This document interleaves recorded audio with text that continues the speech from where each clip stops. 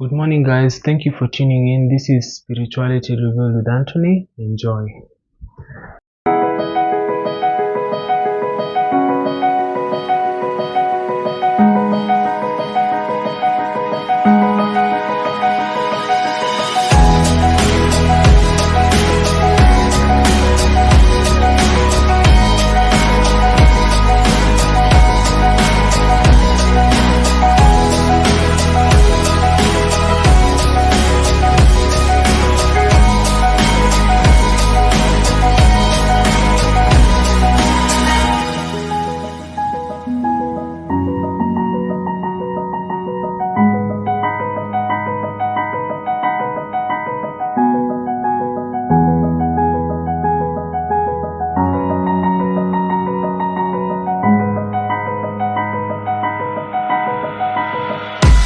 So thank you for tuning in. This is the second part of the first video. So I'll just quickly dive into the points because we're still establishing the spiritual truths that you need to be acquainted with before we move on. Okay. So the first one is that the devil is not omnipresent. Only God is omnipresent. So you're supposed to understand that God is the creator. Okay. God has created all these realms. He has created the heaven, the earth, even hell. Okay, so the Bible says that everything was created by him and through him. Okay, so our earth, the place we stay, it has the presence of God in its entirety. So God is able to manifest anywhere at any given point. Okay, the devil, on the other hand, is a fallen angel. Okay, he fell with other angels who were lower than him. So he uses these fallen angels, which are evil spirits, they might be demonic spirits and all that, to do his bidding. So they're the ones that move around this earth. When he wants to afflict a person, they're the ones who do his bidding. They're the ones who are sent to you to come and afflict you, to come and cause pain, to come and do whatever he wants to be done unto you. Okay, also God is the only one who is able to read your thoughts and decipher what is in your heart. The devil cannot know what you're thinking unless you open your mouth and you speak. Okay, unless you utter the words, the devil is not able to know what you think. So God is the only one who has this transcendent ability. I hope this is very clear. Okay, the next point, whatever you think about shapes your reality. Okay, so God is a creator, and being a creator, God uses his mind to conceptualize things, then he uses his words to create. Okay, so we are made in the image and likeness of God, meaning what? This creative ability that God has was transferred into our being. So us as children of God, we are able to conceptualize and we are able to speak into being using our mind and our words. Okay, so whatever you think about, that is what reality will present itself to you. Just roughly, just look at the people who always think impossible things, people that are always negative, people that don't see possibilities. Just view and observe what happens in their life as compared to people who are optimists, people who always see the possibility of something getting done. Okay, so the people you hang around with, the people that you are close to, they determine how you think, mostly because you engage with them, and how you think will shape the trajectory that your life will take. So you need to be very careful of what you think, your thoughts, the people you stay around, the content that you let in. Okay, because what you think determines a lot about what reality you experience. Okay, so whoever has control over your thoughts directs the trajectory of your life. If your thoughts are more godly, if your thoughts are narcissistic or demonic or evil thoughts or nasty thoughts, that's the trajectory your life will take.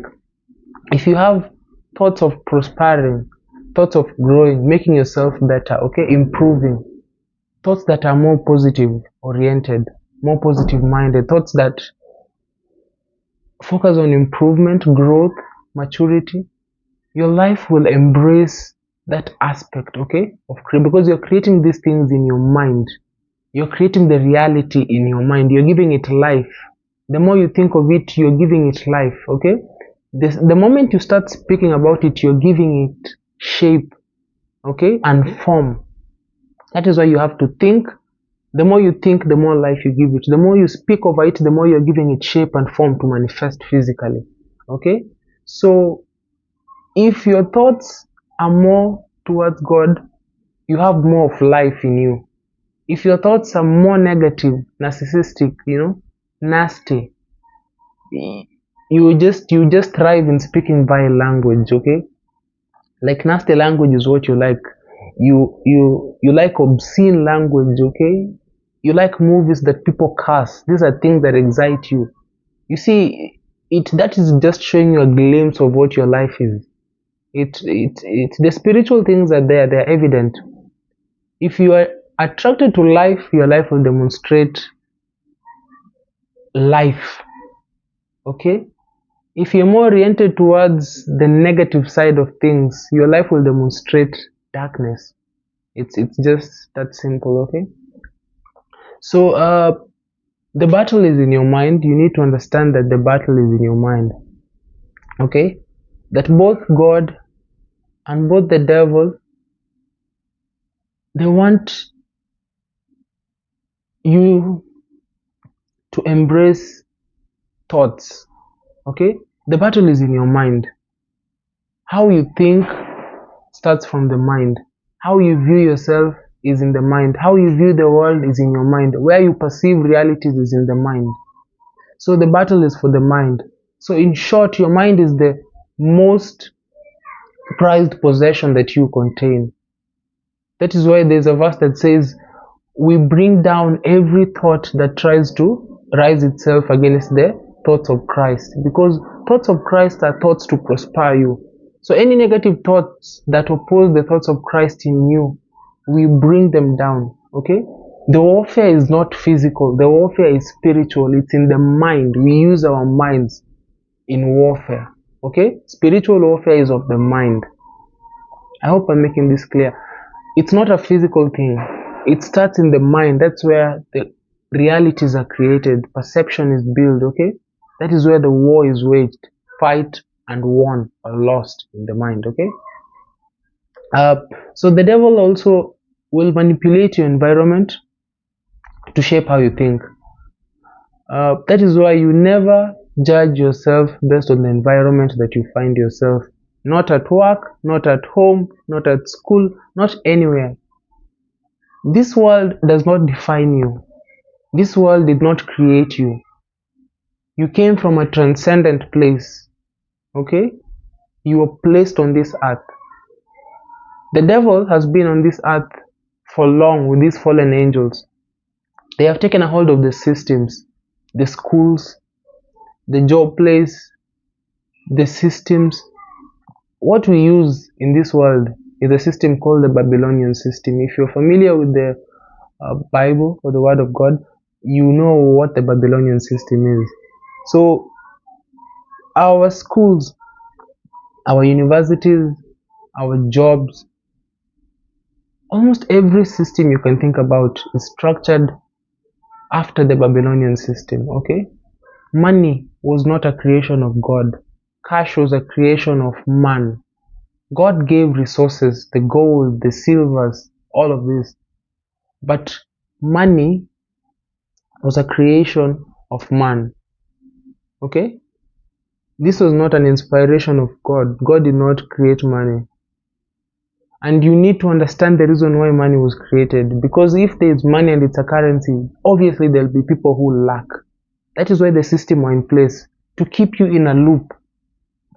So that you are too busy seeking to survive that you never realize your life is in a circular trajectory. You're just in a loop. Okay? Month starts, bills, clear everything.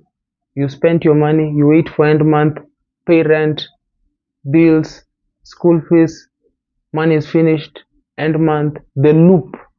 That is the systems that are created to keep you in that loop. That is why you can never be wealthy while you're doing an 8 to 5. From your 8 to 5, no. Your 8 to 5 is a job that gives you money enough to cater for your bills, for your rent, for food, okay, for the miscellaneous, expenses. Wealth cannot be gotten from job, and once you're in that system, you're in that loop, you'll never know who you are. Okay, it's one thing being in the system, knowing who you are, and it's another thing participating in a game that you don't even understand who created it. Okay, you don't understand the sum of the game. Okay, so you need to understand that your environment is manipulated, that until your eyes are opened, you will do the same things expecting to be different, but the results will speak for themselves. So my next point is that your spirit is from God and it knows all things. The spirit, when you receive Christ, you receive the spirit of God in you. Okay, so the spirit of God has full knowledge about God. The spirit of God has everything you need to survive. Your spirit in you is millions and millions of years ago. It is very aged, with wisdom, full of information. Okay, but your soul is the one that is doing the growing. Your soul is the one, when you grow up, when you were born as a baby, your soul is 0 years. That's why Adam was a full grown man in the physical, but his soul was that of a baby, because the soul feeds on knowledge. The more knowledge the soul has, the more age it acquires in years. So if you haven't filled, or you haven't acquired knowledge through your soul is like a child. Okay, that is why you make decisions that are not you. Sometimes you wonder why we have grown people behaving like children. It is because their soul does not have the necessary information that they need to mature up in life and make decisions that adults do make. Okay, so your soul is supposed to submit to the spirit, because for you to thrive in what God has given you, your soul needs to submit to the spirit, so that it can download the information that God has placed in your spirit. It can download the future that God has placed in your spirit. It can download the realities that God has placed in your spirit, because everything about you is stored in the spirit. So if you're able to download those realities from the spirit into your soul, and you start meditating upon them, thinking about them, okay, this is a reality that is now in you. You are giving it shape. You start speaking over that reality. Now you transition it from the spirit realm, you speak it, transition it to the physical world. So you understand how the pattern works. So God gives you a spirit full of knowledge that you need to survive on this earth, full of knowledge about Him, full of knowledge of everything. Your spirit is very old. Now your soul is supposed to submit to the spirit, to download of this knowledge, to acquire this knowledge, okay, to achieve congruence, so that there is synergy between the spirit and the soul. Okay, so once there is synergy between the spirit and the soul is able to download these realities and truths.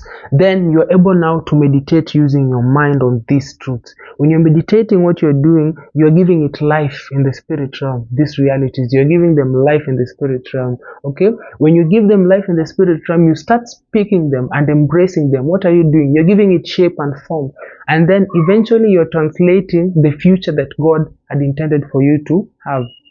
So God puts your future inside the spirit. He puts the knowledge inside the spirit, the wisdom inside the spirit. Okay, you are now supposed to be submitted, detached from the thinking of the world, detached from this lust and leisures and these pleasures of this world that do not amount to anything. Okay, submit to the spirit, receive the fullness of what God had intended for you. Once you receive it, you meditate on it, you give it life, you speak upon it, you give it shape and form. Then it is translated. Okay, because we are made or born, we are created in the image and likeness of God. God is a creator. So He creates using His mind. He thought about the earth and then He said, let there be, and there was.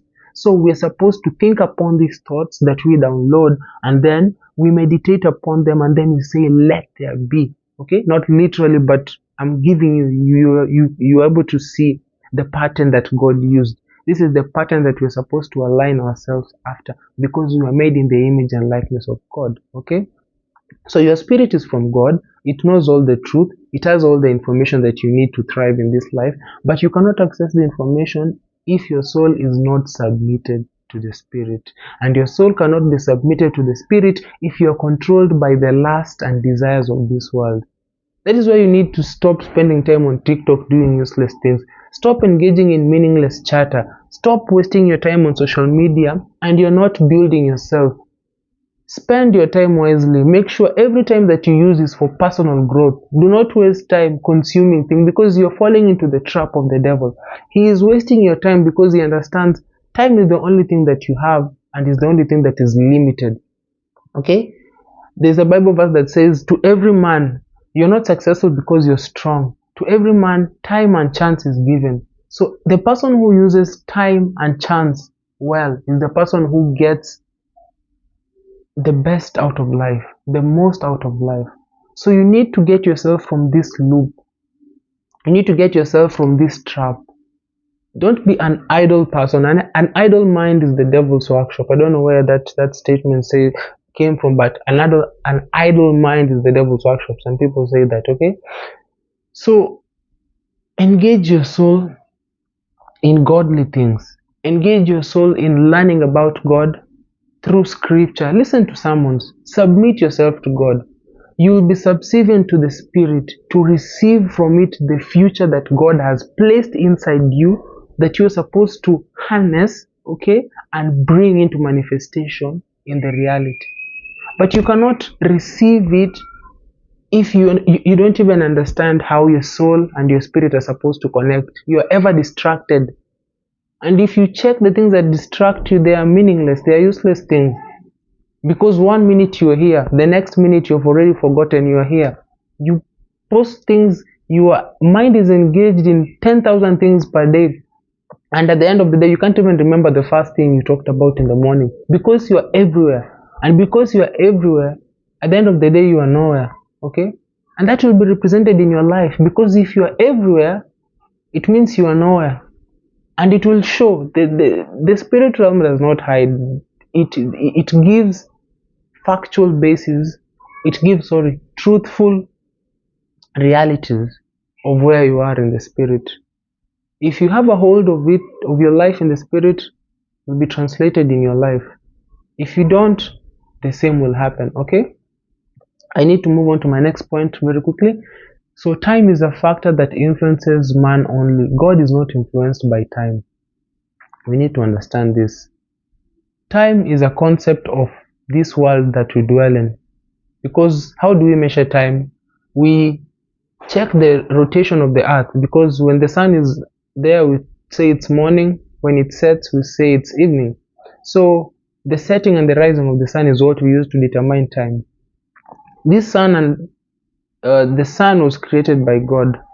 So meaning, before God created the sun, what was he using to measure time? So God is not inside the realm of time. He's not influenced by the realm of time. The realm of time exists in our world, because our world is the forever world. It has a beginning, it has an end. God exists in the realm of eternity. Okay? The eternal realm has no beginning, has no end. His realm is transcendent above ours. As we are framed in time and space. Okay? God is not influenced by time. That is why God is able to know the end from the beginning. Because this is also another point that I'll touch briefly, but I'll expound on it later. The life we are living has already been lived in the spirit realm. Yes. We are spirits. We have a spirit, meaning we existed as spirits. The life you live on this earth is a reconciliation of the life that has been lived in the spirit. Let me prove to you that you have lived through this life in the spirit. Have you ever been somewhere and you're walking, or you're sitting, or you enter into a moment and you think, I have been here before. This moment, I have experienced this moment before. This sounds familiar. I have had similar experiences doing this thing, being in this same exact moment at this same time. Okay? Why do you have that feeling? Because that reality has already been experienced in the spirit elsewhere. Your life on earth is supposed to reconcile the physical walk with what has happened in the spirit. That is why you have a book of Revelation. That is why we know what will happen before it happens, because in the spiritual it has already happened. That is why in the book of Revelation we are told the lamb was slain at the foundation of the earth. Meaning what? Jesus Christ, as a sacrifice, he had given himself at the foundation of the earth. Meaning what? When the physical earth was being made, spiritually the sacrifice of Jesus had taken place, but it had to be put in time and space. When that event was put in time and space, that is why it happened 2000 years ago in Israel. Okay, when Jesus was crucified at Golgotha. But the event spiritually happened at the foundation of the earth, when the earth was being formed. When it was put in time, it happened about 2000 years ago. Okay, meaning what? This life that we are living, we have lived it. The Bible keeps on telling you, you are in this world, but you are not of this world, but you don't get it. The Bible keeps on telling you that you are born of God. He who is born from God is of God. He who is born of spirit is of God. You are in this world. Then Jesus tells you, my sheep hear my voice. Okay? When they hear my voice, they know my voice. Where did you know this voice from if you were born on this earth only? Meaning you knew Jesus elsewhere. We look at the book of Jeremiah. It also tells you that before I formed you, I knew you. Before I formed you in your mother's womb, I knew you. I appointed you a prophet to the nations. Where is this place that God knew you before he formed you? Okay? So your life has been lived in the spirit realm. You are just put on earth in this form, body and flesh, to reconcile this walk with whatever is in the spirit. Okay, that is why we cannot live separately from God. We will not know the navigation that we need to take. The spirit realm is the only place where we can access through our spirit and get the direction and coordinates of what God had intended for us to do, of what our lives look like in the spirit realm. Because God has put you on earth. You have been given the chance and opportunity to have a prosperous life, but he will not force you. Okay, you will hear his voice. Salvation is by accepting Christ, you will go to heaven. But you can go to heaven and live a very miserable life all your life and go to heaven, and then when you reach heaven you realize you've wasted all this and you could have had a very pleasurable life only by submitting to God. Okay, so going to heaven is, you by receiving Christ you will access heaven. But what quality of life are you going to live? Okay, because I would rather enjoy my life, I would rather follow Christ and enjoy the fullness of what he can offer for me. Okay, so know that time is a factor only for us. God is the same yesterday, today and tomorrow. His realm is eternal. Through his whole existence, our life, our world is a fragment of his, it's like a portion of his life. The Bible says to God 1,000 days is like one day, and one day is like 1,000 days to him. Okay, so our whole existence is just a fraction. So he's able to manipulate time. That's why God tells you, seek first the kingdom of heaven and everything else shall follow, because God is able to redeem this time that the enemy has stolen from you, the time that has been eaten by the cankerworm and the locust. Okay, the devil knows that you lack time, so he will waste your time so that you cannot know who you are, so that you don't get into your purpose. And if you don't get into your purpose, you will not fulfill what God had put you on this earth to do.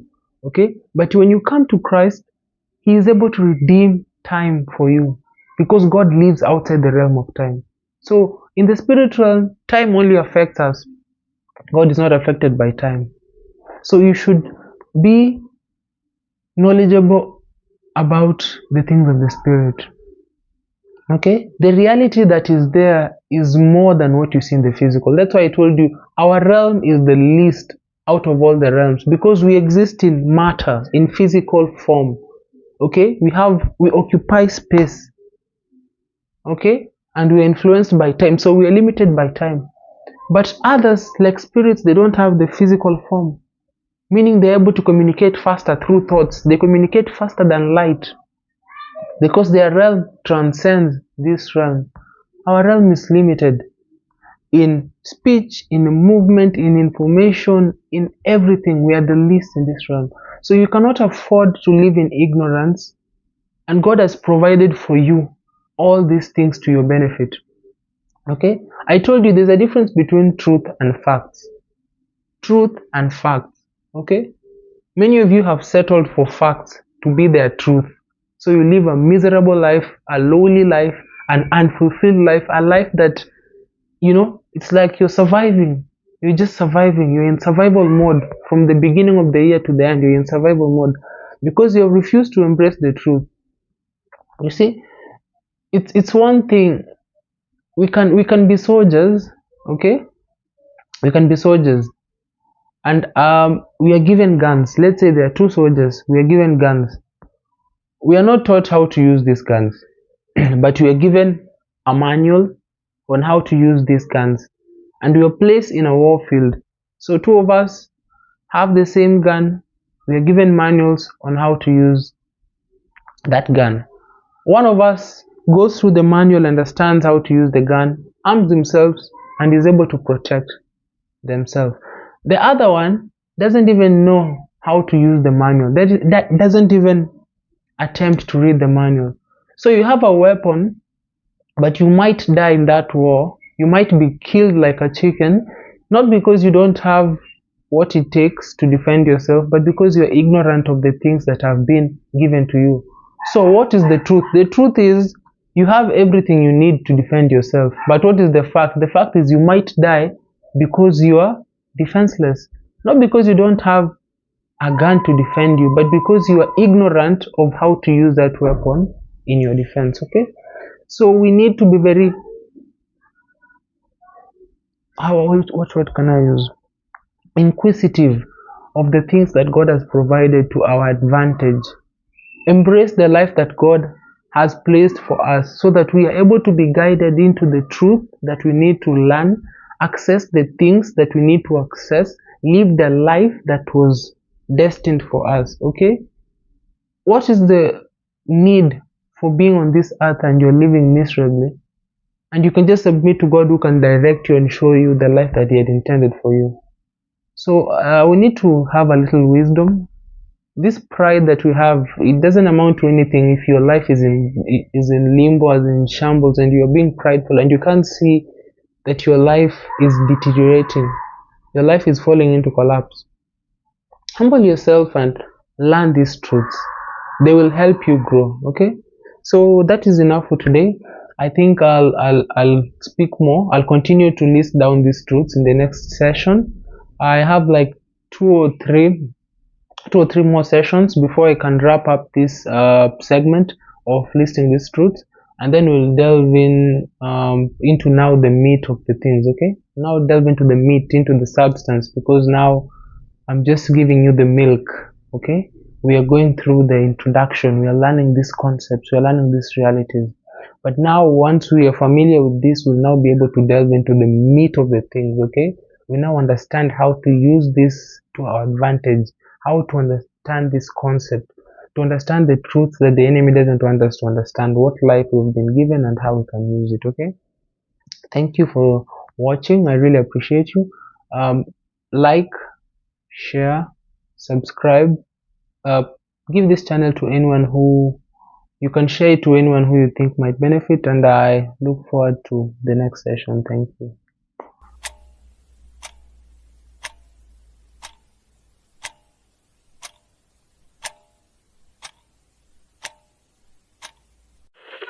Let's see it.